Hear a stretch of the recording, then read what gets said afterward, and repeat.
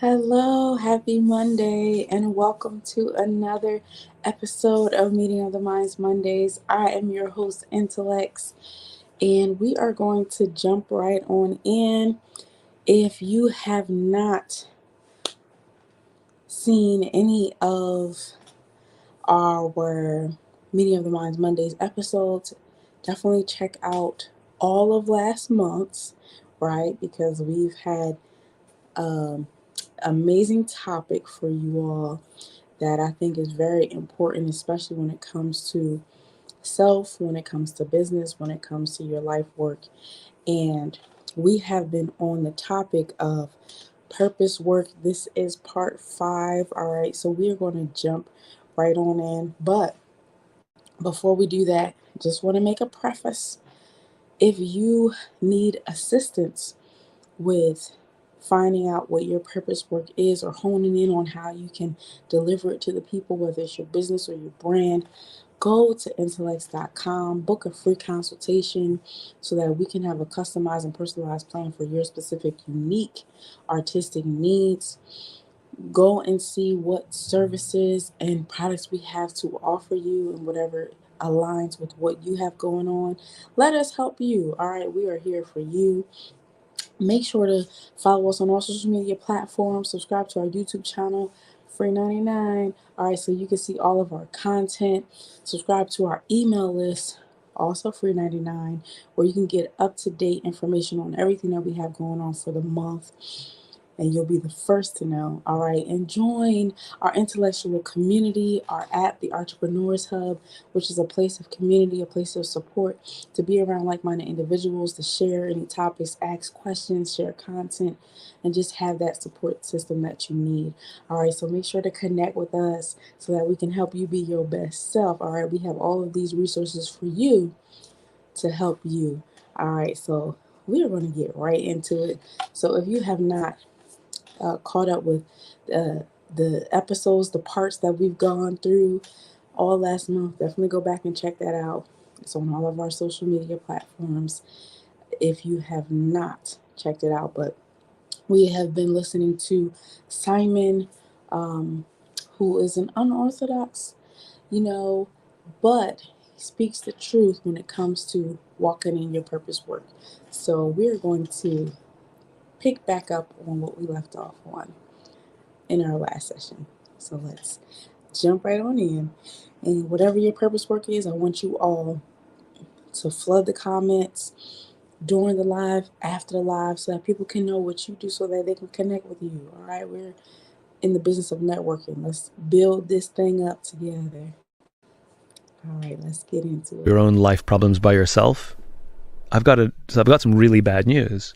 You can't, which is why addiction exists, because I can't solve these problems myself. I can't overcome the stress myself. So I'm going to drink, or I'm going to do something else that's harmful to myself, my family, and my relationships, as all addictions are. Whether you're addicted to your cell phone, addicted to alcohol, addicted to drugs, you're going to destroy your relationships. You're going to destroy yourself. And there is tremendous value, and it does take courage, you're right, for somebody who loves you to say, I got you, I'm here, let's do this together. Or for you to call a friend and say, I think I'm struggling, and I think I can't do this alone. Can you help me? It's humiliating, but it is perhaps the single greatest lesson that any human being can learn, which is to say, I don't know and I need help.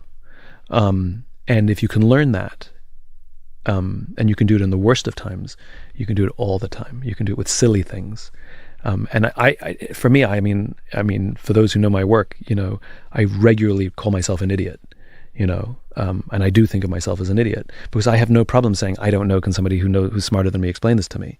I'm under no false illusion that I have to present myself as the smartest person in the room, because I'm not, and where I'm good, I might know a sliver of something, but my goodness, everything else we're talking about, I know nothing.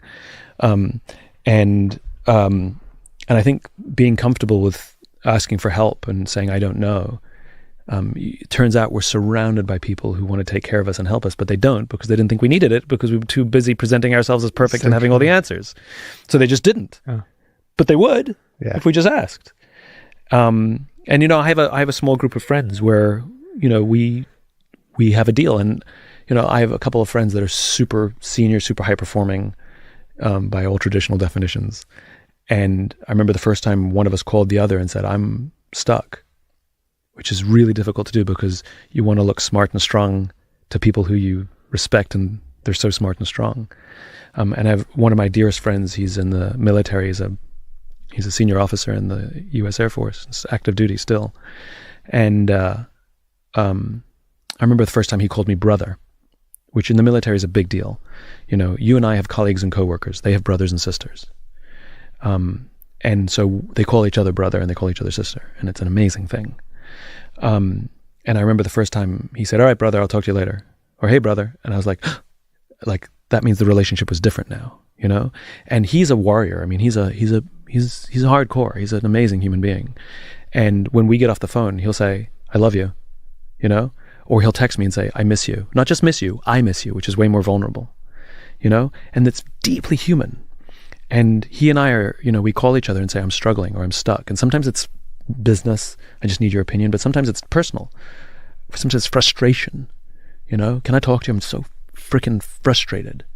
But to foster those relationships, and those relationships take a lot of work to get to. They don't just show up, and they do require risk. At some point you open up a little bit, but to have those kinds of friendships, I think, are absolutely essential to being what we would call a high performance human being. I don't think you can be high performance by yourself. I don't think it exists. And anybody who does they're either not as high performing as they think they are, or they are high performing, but at tremendous cost. They're lonely. They need pills to start the day. They have other issues. They'll have health issues later in life. I think if you choose to be quote unquote high performing by yourself, it comes at a cost that I think is not worth it.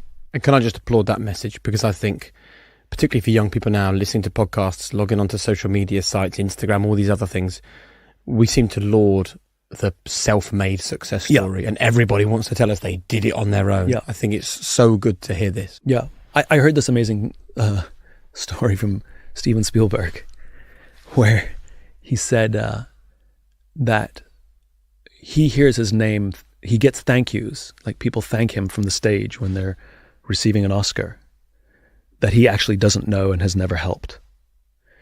But the people who he's actually helped don't thank him, because there's this fear that if I thank Steven Spielberg for helping me, that somehow it devalues the fact that I earned an Oscar, which of course is nonsense. It doesn't. Yep.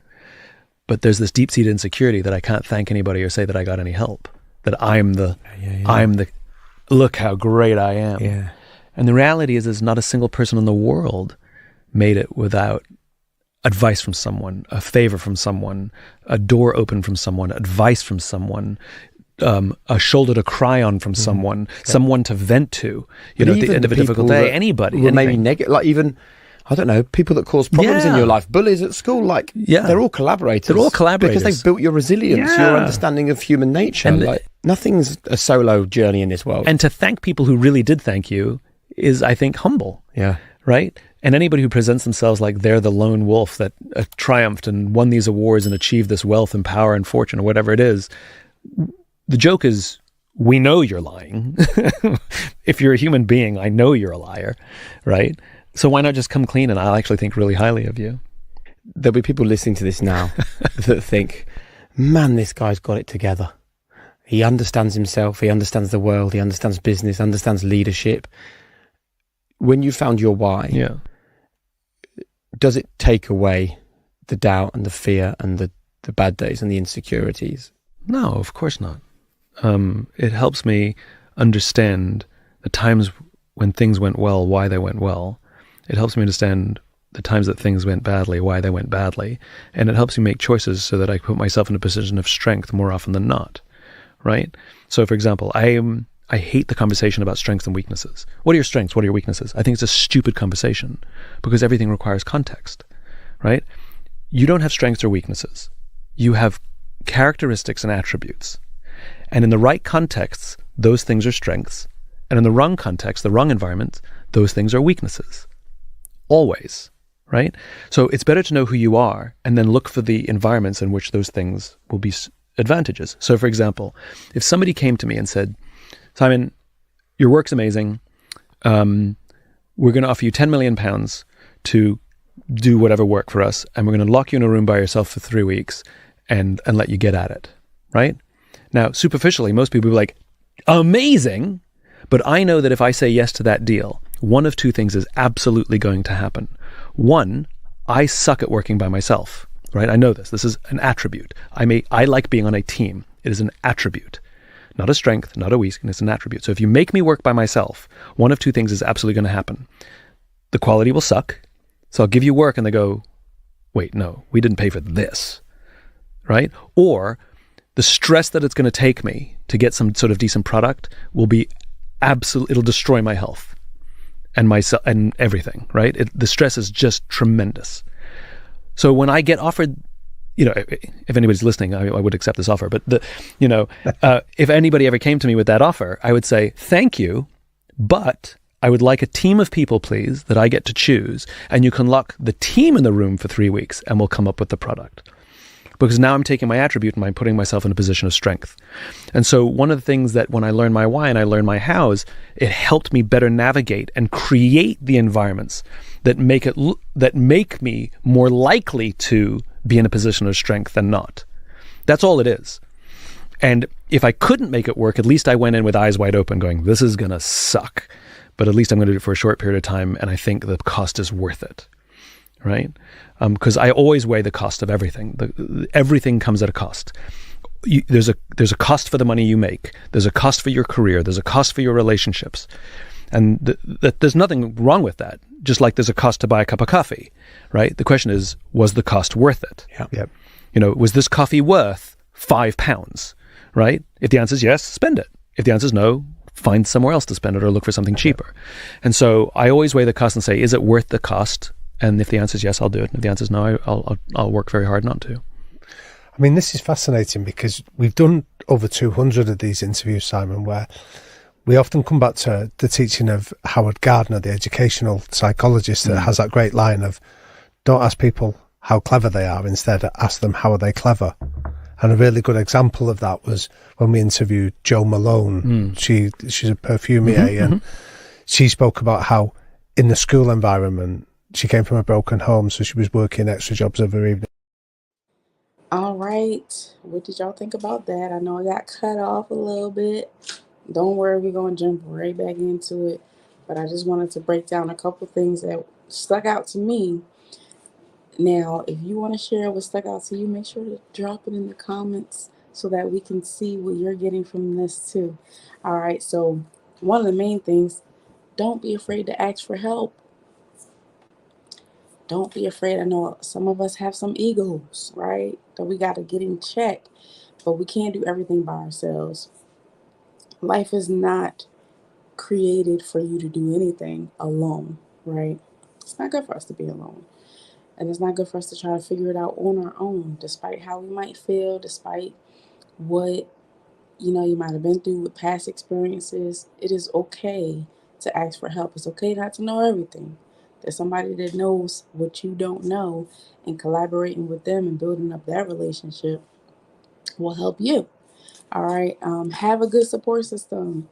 Put the work in when it comes to having those important relationships, because they are necessary too, right? Having that vulnerability, that strength in not just yourself, but having that in other people is a blessing. So don't take it for granted. Don't take the people in your life for granted if they're there serving needs like you're serving needs for them. Don't knock the relationship, all right? And make sure you're putting the work in, because everything that's worth it is going to take some type of work from you. So if you're not willing to put the work in, don't expect too much out of whatever it is, whether it's a friendship, whether it's a business, a brand, yourself. Everything takes work. So don't be afraid to put the work in. Be humble, right? You don't know everything. Like I said earlier, don't be afraid to ask for help. Humble yourself enough to be teachable, to learn new things about yourself, about your work, about your purpose. Learn your why and your how so that you can create a better environment to have more positive outcomes. All right. Is there anything I missed? Did y'all hear something that I didn't? Drop it below. And while y'all are dropping those comments, I hope you are taking some notes because we got some more goodies for you. So let's get into it. So we're seeing this pattern remarkably frequently amongst our high performers that you're describing. I'm interested in how, again, our listeners could identify their characteristics and their attributes so that they can put themselves in environments where they thrive. I mean, you have to be honest with yourself as one, which is, you don't have to beat yourself up, but you don't have to rationalize and make sure that everything's good, which is, most people have some sense of self-awareness. Do you work better by yourself or on a team? You can answer that one. Do you work better under stress, or do you need time? Are you the kind of person who, you get good grades, but you need to study a lot, or your grades are fine, but you didn't study that much? I always believe grades should be ratios. It's like the grade achieved over number of hours studied.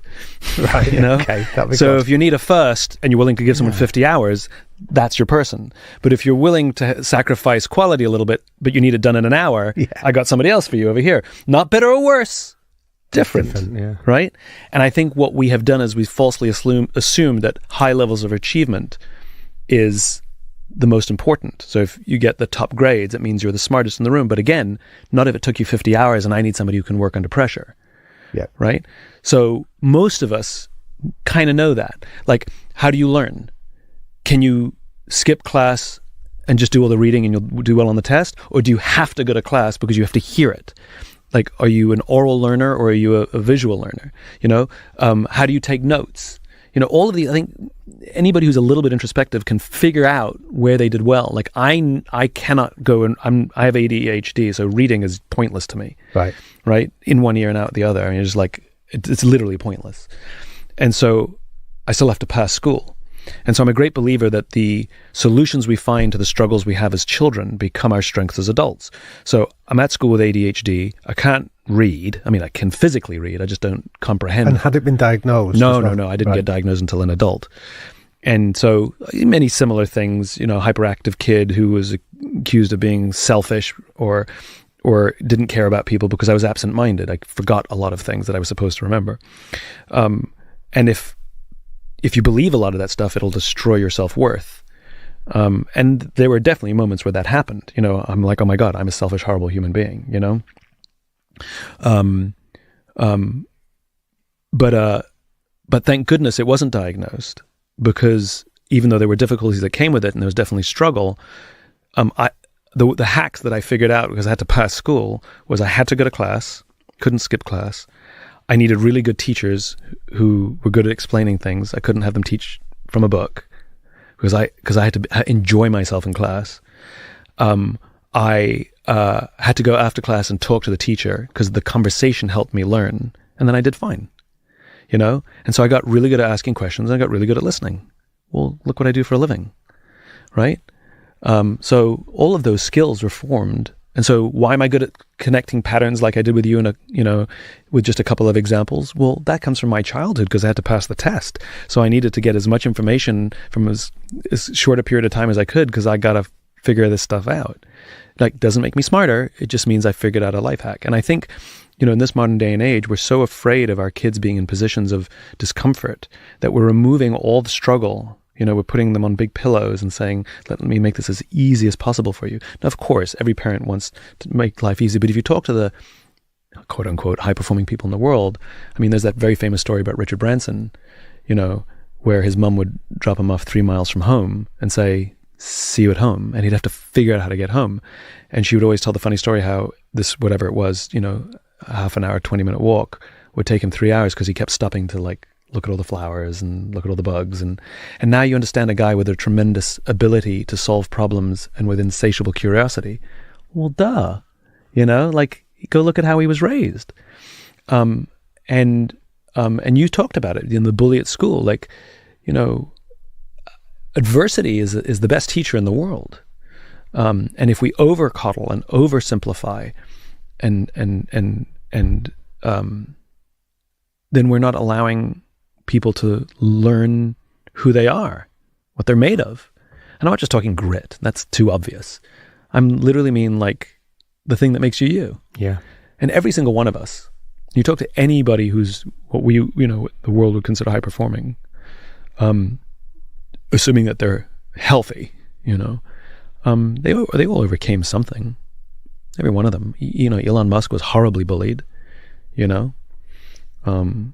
there's lots and lots of stories of ADHD and dyslexia and, tons of those in the entrepreneurial world, especially. We've had many on this podcast, people who've suffered huge physical injuries or childhood traumas, and this sort of sense of, post-traumatic growth is very common in the conversations that we have. And again, that's perspective, right? Yeah.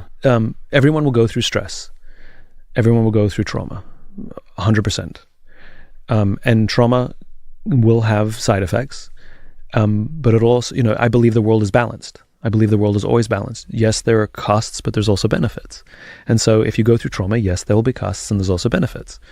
Go back and look at COVID and say, when people talk about lockdown and, this is what happened and how awful it was, and this is what, now ask yourself, and what was good? And I bet you can come up with an equal number, because it's always balanced. Yeah. The question is, are you looking for it? And, I guess maybe because of, just natural disposition or just learned, who knows, but my natural disposition is to look for the benefits. I acknowledge the costs, but I look for the benefits. Can we please talk about leadership? You reeled off a few names about half an hour ago. Why were those names in your mind? Why are those considered good leaders by you? All of them outlived their own lives. Meaning that we've forgotten a lot of the people who may have accomplished great things along the way, but for some reason we remember them. And they weren't the only ones doing it. They weren't the ones leading their organizations or their movements. They certainly weren't the first, but there was something about them that sort of inspired people to believe in something bigger than themselves. I mean, when Steve Jobs dies, here's a multi-billionaire who lives a lifestyle that none of us can relate to. And we laid flowers at an apple shop after he died. What? Right? That's ridiculous.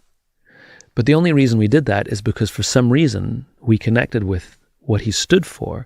He made a certain group of people feel seen and heard in a way that others didn't. And the fact that he ran a tech company, that was what he did. But why he did it was something quite different. There's a reason why young people and creative people are attracted to that, because he was a rebel. He was an iconoclast. He stood against the status quo. He and Steve Wozniak. And that's what creative people and young people like to do. Yeah. It's not an accident. So yeah, all of them outlived their, sort of lived lives that lived on beyond them. Yeah. So how can we? And by the way, just as an aside, every one of us has a deceased grandparent, a friend who has passed, who we continue to invoke their names to this day. Yeah. And so you don't have to have led a big company or a social movement to have had an impact on people's lives where they will literally tell your story and carry your name for the rest of your life. My grandfather was extremely important to me. And his name shows up in funny places. I use his name as passwords and, things like that. So why was he so significant for you then? So he was completely unique. I mean, he was a complete weirdo. And he sort of, very few people got him. But I saw a side of him, and he sort of opened up to me in a way that he didn't open up to other people. And he basically showed me that you have permission to be your own weirdo self, even if other people won't get you. How did he do that? He just didn't give a shit what people thought about him. He just cared zero. I remember I was a little kid and there was a politician on TV saying something or other. And my grandfather just we were watching the news, and my grandfather goes, "I'm not voting for him." And I said, "You don't like his policies?" And my grandfather says, "I don't like his hair." I said, "You can't not vote for somebody because you don't like their hair." And he said, "I can not vote for somebody for any reason I want." And I was like, yeah, I guess. And he just did his own thing.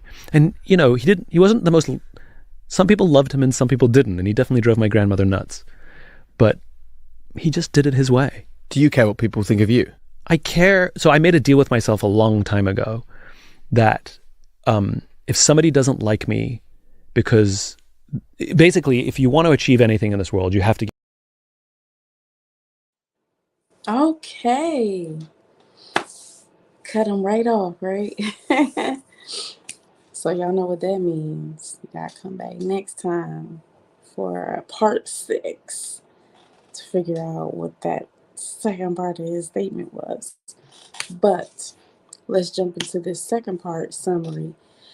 Just a couple pointers. Life is about balance, right? It's not just bad that happens, it's good that happens too. Don't just focus on one or the other. Embrace the balance. Ask more questions. Listen more intently and attentively and actively.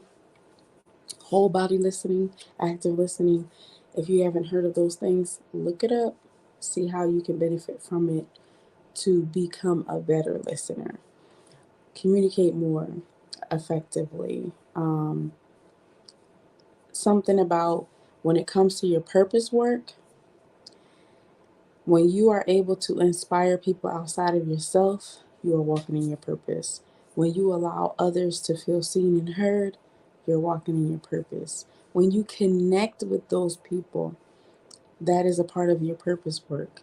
And being able to live a life that is beyond you, that's purpose work, right? Because if it ends with you, it wasn't big enough. Learning how to get to a point where you're okay with not finishing everything. Someone's going to be out there to finish that, right? Like he said, Steve Jobs, Apple is still around. He is not here anymore. Apple is still around. His legacy is still living. So in the same way, your purpose work should still be living after you have lived and have gone. All right. So what did y'all think about this episode? Let us know.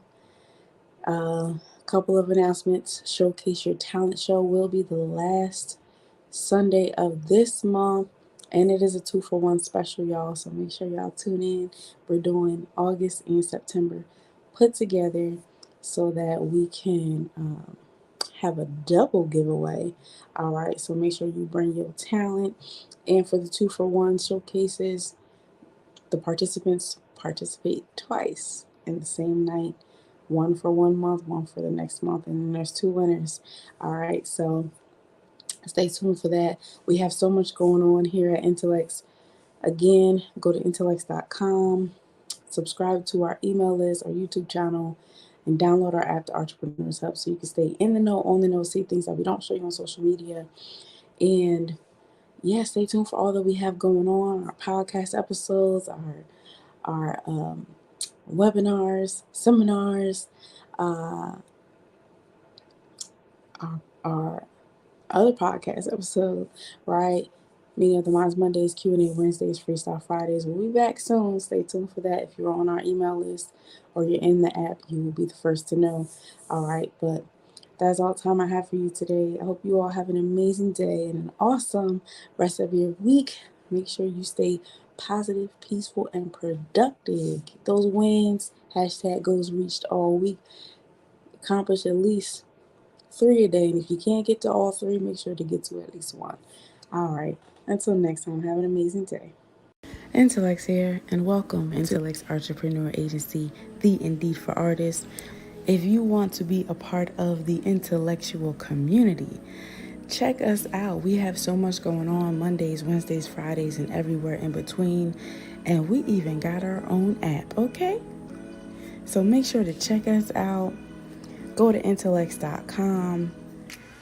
Go to our link tree.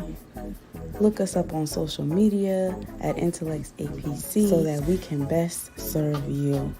All right, we thank you so much for being a part of our vision. You know, we appreciate you. And we wouldn't be here without all of our amazing subscribers and supporters. Don't forget to sign up for the talent show every month, and someone always leaves with a prize. And don't forget to take advantage of all of our special offers, our events, our merch, our resources, our referrals, because we are here to serve you, okay? And thank you for the love. Until next time.